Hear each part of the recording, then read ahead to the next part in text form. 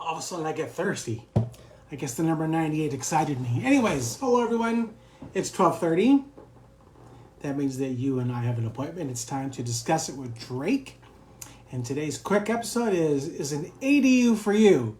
And if you don't know what ADU stands for, well, you need to stay tuned, right? So 2 more episodes to 100. What am I giving away? Well, you will need to show up to find out.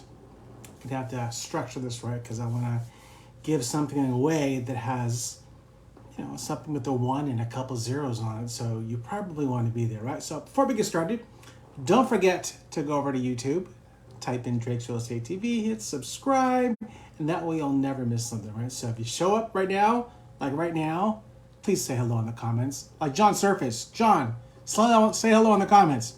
All right, so let's get started. Whether you call them granny flats, in-law units, tiny homes, carriage houses, accessory dwelling units, ADU, aren't going anywhere, except possibly in your or your children's backyard. So is an ADU the answer to the dilemma of where you're going to live during your retirement years, or where to move your parents who want their space close to you? Well, that's the idea that's intriguing a lot of people across the country right now. So what do you need to know about ADUs? Let's break it down. So, are they easy to build? Well, you would think so, given their small size and the fact that presumably they're built on land that you already own. States like California have passed laws to make it actually a lot easier to build, resulting in huge growth, right? Okay, so like in 2017, California passed a state law that went into effect that actually forced cities to relax their regulations on, basement suites, garage apartments, backyard cottages, collectively known as accessory dwelling units. So 2 years later, building permits for ADUs in LA have surged by a factor of 30. That's right, 30. Compromising a whopping 1/5 of all permits issued for homes. Isn't that crazy? However, not every state or city is quite as progressive.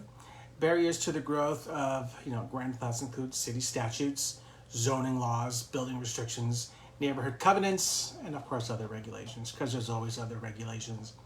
New construction is more expensive as well, and homeowners may find it difficult to get financing.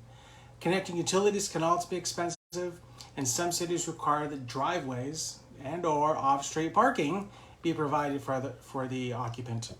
And that can add expense, of course, and be completely unfeasible for some certain properties. So let's talk about cost. So speaking of cost, part of the allure of the ADU is how affordable it is in comparison to a typical single-family residence. But it's still an investment. A legal accessory dwelling unit, which includes a kitchen, a bathroom, of course, and a place to sleep. Cost typically starts, like about 80 grand and quickly can move up from there.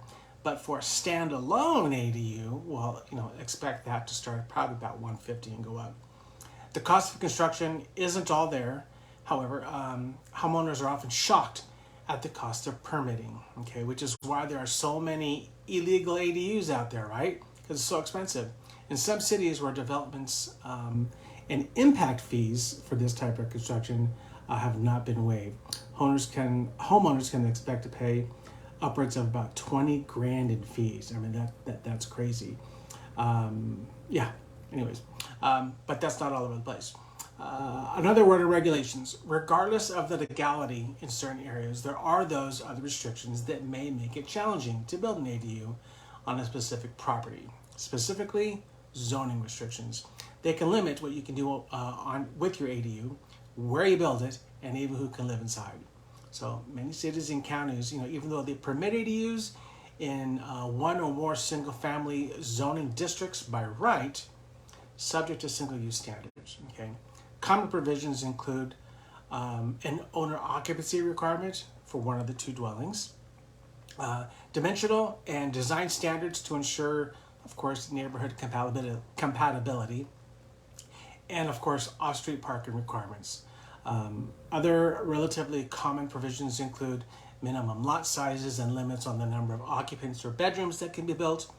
And while some codes actually also include occupancy restrictions that stipulate that the ADUs can only be used by house family members or domestic employees. This type of restriction obviously can severely limit the potential for ADUs to address the shortage of the rental housing. So before you move ahead with plans for an ADU on your property, check with your state and especially your local authorities, because in some states, even though the localities have, they must permit the ADUs by right. Under circumstances, in other states, state laws actually preempt some aspects of local zoning for ADUs or actively encourage other cities and counties to adopt permissive zoning regulations for ADUs. So it's a little bit complicated, but it can definitely work. So that's all I have for you today. I hope you found it useful. Come back. Remember, this is 98. Something is happening at 100, and you're going to want to know. You're going to want to be there. Anyways, as always, please don't keep me a secret. Share this with everyone you know. And there's a topic that you would like me to discuss in the future, just let me know and I'll get it on the calendar. I hope that you, yes, you, have a fantastic week. And don't forget to live, laugh, and love. Be kind to one another. And when the next move matters, contact Drake for Homes. Thanks, everyone. I'll talk to you soon. Take care.